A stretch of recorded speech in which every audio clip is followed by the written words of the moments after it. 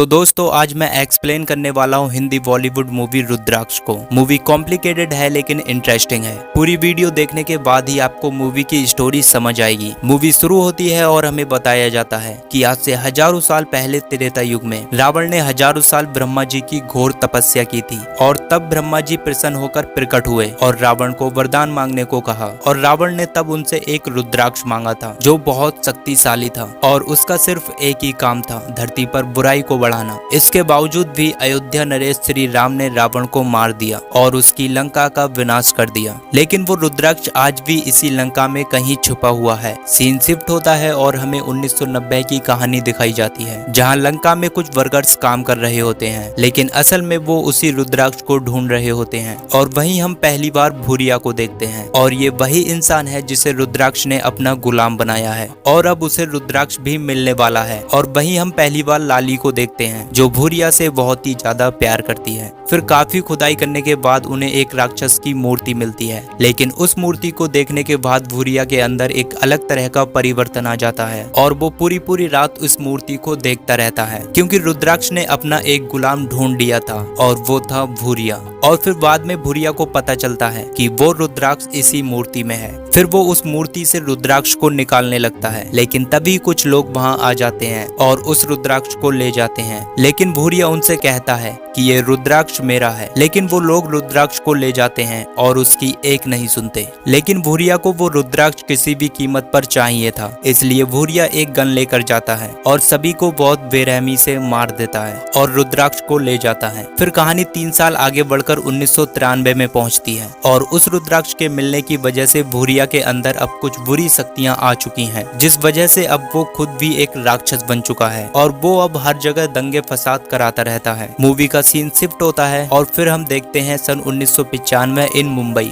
और अब लाली एक किलर बन चुकी है जो लोगों की सुपारी लेकर उन्हें जान से मार देती है और अब तक वो कई लोगों को जान से मार चुकी है। और जहां भूरिया रुद्राक्ष का ध्यान करके अपनी शक्तियों को बढ़ाता रहता है, जहां उसके अंदर अब बहुत ही सुपरनैचुरल पावर आ चुकी थी, लेकिन वो ये भी कहता है कि मैं अभी इस रुद्राक्ष की पूरी शक्तियां हासिल नहीं कर पाया हूँ, इसलिए मुझे एक ऐसे इंसान की जरूरत है जो मेरी तरह हो। फिर मूवी का सीन शिफ्ट होता है और हमें साइंटिस्ट गायत्री को दिखाया जाता है और उसे भी एक ऐसे इंसान की जरूरत थी जिसके अंदर कोई खास बात हो, क्योंकि वो ये सब कुछ प्रूव करना चाहती है कि असल जिंदगी में ऐसी पावर्स होती हैं। फिर पहली बार हमें वरुण को दिखाया जाता है जो कि किसी भी आम इंसान से बहुत अलग था। उसके अंदर सुपरनैचुरल पावर थी जिस वजह से वो किसी का भी दर्द अपने ऊपर ले सकता था और किसी को भी ठीक कर सकता था। और ये वही इंसान था जिसकी जरूरत भूरिया को थी। और वरुण एक बार में बाउंसर का काम करता था। अब क्योंकि गायत्री एक साइंटिस्ट है, इसलिए वो वरुण की शक्तियों के बारे में जानने की कोशिश करती है कि आखिर वरुण के अंदर ये शक्तियां आई कहां से।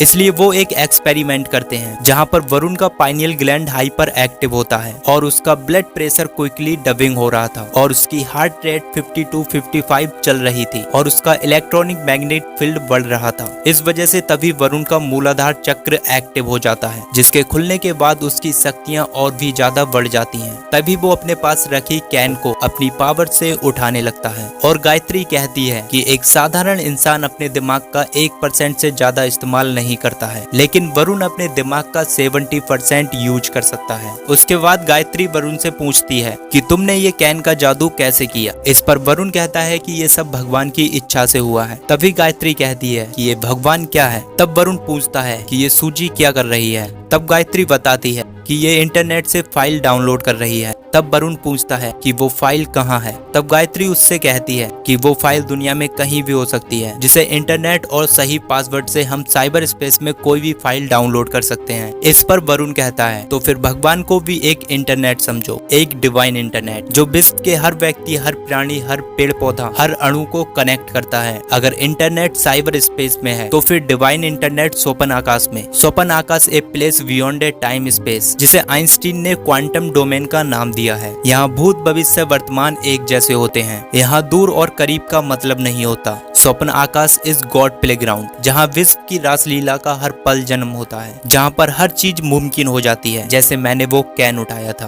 और वो बताता है कि मेरे अंदर अभी ऐसी पावर्स हैं जिसके जरिए मैं किसी भी बैंक के लॉकर में घुसकर जेवर उठा सकता हूँ, किसी के दिमाग का ताला खोलकर अंदर जा सकता हूँ और उसके दिमाग के साथ खेल सकता हूँ। That's why dangerous knowledge and secret one. Movie का सीन शिफ्ट होता है और फिर गायत्री वरुण को एक पागल खाने लेकर जाती है और वहाँ जाकर वो कहती है कि ये एक पागल है जिसे तुम्हें ठीक करना है। अगर तुम ऐसा कर देते हो तो मेरी रिसर्च सफल हो जाएगी। लेकिन वरुण ऐसा करने से साफ इनकार कर देता है और वो कहता है कि मैं इसे ठीक नहीं कर सकता और फिर वो गुस्सा होकर वहाँ से जाने लगता है। लेकिन तभी वो मरीज बहुत जोर जोर से चीखने लगता है और फिर तब वरुण को उस पर तरस आ जाता है और वो उसे ठीक करने के लिए तैयार हो जाता है और फिर वो उसे ठीक करने लगता है और उसका पागलपन अपने ऊपर ले लेता है। और फिर हमें पता चलता है कि वो मरीज भूरिया का ही आदमी था। फिर जहाँ भूरिया वरुण से कहता है कि तुम मेरे भाई जैसे हो, इसलिए तुम्हें मेरा साथ देना चाहिए। अगर तुम मेरा साथ देते हो तो हम दोनों पूरी दुनिया पर राज करेंगे। लेकिन वरुण साफ मना कर देता है और वो कहता है कि मैं तुम्हारा साथ कभी नहीं दे सकता क्योंकि तुम इस धरती पर पाप बढ़ाने के लिए ही जन्मे हो। फिर दोनों में काफी फाइट होती है और वरुण भूरिया को कई बार मारता है, लेकिन जब तक रुद्राक्ष भूरिया के पास है उसे कोई नहीं मार सकता। लेकिन तब वरुण वहाँ से चला जाता है और जब वो जागता है तो उसे पता चलता है कि वो 2 दिन से सो रहा था क्योंकि उस पागल को ठीक करने के बाद वो 2 दिन से बेहोश रहा है। तभी वो लड़कियों से पूछता है कि उस मरीज का क्या हुआ। तब वो उसे बताती हैं कि वो बिल्कुल ठीक है, लेकिन उस मरीज की एक रिकॉर्डिंग है जो हमेशा वो बोलता रहता था। और फिर सूजी वरुण को ये रिकॉर्डिंग सुनाती है। दूसरी तरफ भूरिया शहरों में दंगे फसाद करवा रहा था और तभी गायत्री उस रिकॉर्ड की गई आवाज को एक चूहे को सुनाकर एक्सपेरिमेंट करती है क्योंकि वो मरीज भूरिया के द्वारा भेजा गया था, इसलिए वो भी एक डीमन यानी राक्षस था और उसकी रिकॉर्ड की गई आवाज एक मंत्र था जिसे सुनने के बाद चूहा भी एक राक्षस बन जाता है और वो सूजी की आंखों पर अटैक कर देता है, जिस वजह से वो बेहोश होकर जमीन पर गिर जाती है। और अब चूहे से अफेक्टेड होकर सूजी भी एक डीमन बन चुकी थी और अब वो भूरिया के कंट्रोल में थी। तभी भूरिया सूजी को अपने पास बुलाता है और उससे वरुण को मारने के लिए कहता है। तभी अगले दिन सूजी वरुण के ऊपर अटैक कर देती है और फिर दोनों में फाइट होती है, लेकिन उस फाइट में सूजी मारी जाती है। और अब हम देखते हैं कि भूरिया कुछ ज्यादा ही दंगे फसाद कराने लग जाता है, लेकिन गायत्री रिकॉर्ड की गई उस आवाज को वरुण के पिता के पास लेकर जाती है, जहाँ पर वो उन्हें बताते हैं कि ये एक बहुत ही खतरनाक मंत्र है क्योंकि ये एक राक्षस मंत्र है। तब भूरिया वहाँ आ जाता है और वरुण के पिता को खंजर भोंक कर मार देता है। इस बात से वरुण को बहुत ही गुस्सा आ जाता है और अब वो किसी भी हाल में भूरिया को ढूंढना चाहता है, लेकिन भूरिया भी उससे मिलना चाहता था, इसलिए वो वरुण से कहता है कि अगर तुम मुझसे मिलना चाहते हो